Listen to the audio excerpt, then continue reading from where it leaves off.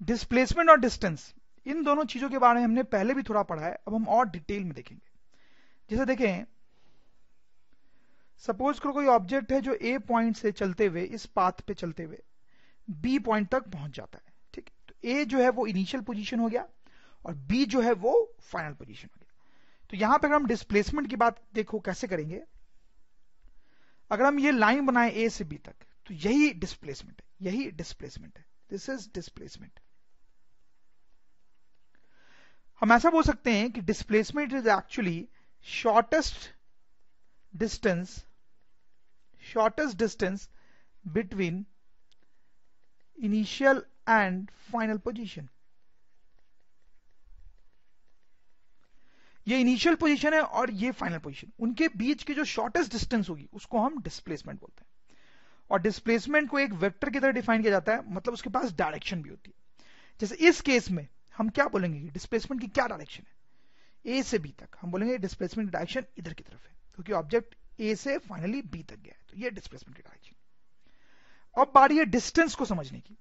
Distance तो बहुत ही simple सा टर्म होता है। देखो, जब ऑब्जेक्ट ए से बी तक आया है इस पाथ से ए से बी तक आया, तो इस पाथ की कुछ लेंथ होगी, लेंथ, उसको हम डिस्टेंस बोलते हैं। तो ये जो येलो पाथ है उसका जो लेंथ है वो डिस्टेंस है, दिस इज डिस्टेंस। तो डिस्टेंस को हम लिख सकते हैं लेंथ ऑफ पाथ ट्रेवल। और डिस्टेंस को एक स्केलर क्वांटिटी की तरह डिफाइन किया गया है, मतलब इससे हम कोई डायरेक्शन को रिलेट नहीं करते।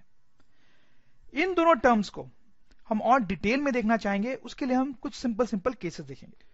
सपोज करो ये क्रिकेट पिच है 20 मीटर लॉन्ग, सचिन तेंदुलकर यहां खड़ा है पॉइंट ए पे, बैटिंग क्रीज पे। इस डायरेक्शन को हम पॉजिटिव ले रहे हैं और इस डायरेक्शन को हम निगेटिव ले रहे हैं। सचिन जो है वो सिंगल लेने के लिए सपोज कर लो ए पॉइंट से ये बी पॉइंट तक, यानी क्रीज के दूसरे एंड तक आता है। तो इस केस में डिस्टेंस और डिस्प्लेसमेंट कितना होगा? तो अगर हम डिस्टेंस की बात करें, सब बताओ डिस्टेंस कितना होगा, कितनी दूरी उसने ट्रैवल की है, जो पाथ पे वो गया है उसका लेंथ कितना है 20, तो distance is 20 metre, no doubt. और डिस्प्लेसमेंट की अगर हम बात करें तो displacement will also be 20 metre in this case. ये इनिशियल पोजीशन है और ये फाइनल पोजीशन है, उसके बीच में शॉर्टेस्ट लेंथ कितनी है 20 मीटर की, तो डिस्प्लेसमेंट भी हम 20 मीटर ही बोलेंगे। अब सेकंड सिचुएशन देखते हैं। अब क्या है कि सचिन तेंदुलकर फिर से पॉइंट ए पे है और अब वो किसी रीजन से पीछे की तरफ आता है, इस तरह से पॉइंट सी पे पीछे की तरफ आता है, 20 मीटर ही पीछे आ रहा है वो। अब डिस्टेंस और डिस्प्लेसमेंट कितना होगा?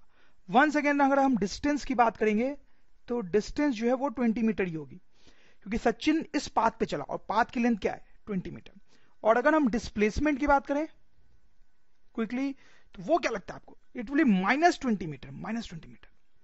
ये इनिशियल पोजीशन है और ये फाइनल पोजीशन, उसके इनिशियल और फाइनल पोजीशन के बीच की दूरी कितनी हुई 20। और निगेटिव साइन क्यों आया?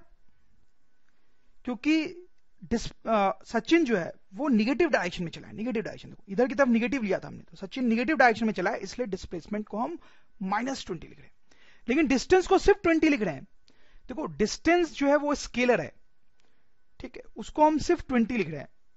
डिस्टेंस लिखते टाइम हमें सिर्फ इस बात में इंटरेस्ट है कि जिस पाथ पे वो ट्रेवल किया उसकी लंबाई कितनी है, वो 20 है। डिस्प्लेसमेंट वेक्टर है या इसमें डायरेक्शन भी छिपा होता है, तो -20 हम लिखेंगे। माइनस साइन का यहां पे सिग्निफिकेंस ये है कि ये डायरेक्शन बता रहा है आपको कि डिस्प्लेसमेंट का डायरेक्शन निगेटिव है, मतलब इस साइड में डिस्प्लेसमेंट हुआ है। तीसरे केस में देखते हैं, सचिन ए पॉइंट पे था, वो सिंगल लेने के लिए इधर जाता है, थोड़ा आगे निकल जाता है और फिर वापस यहां आता है।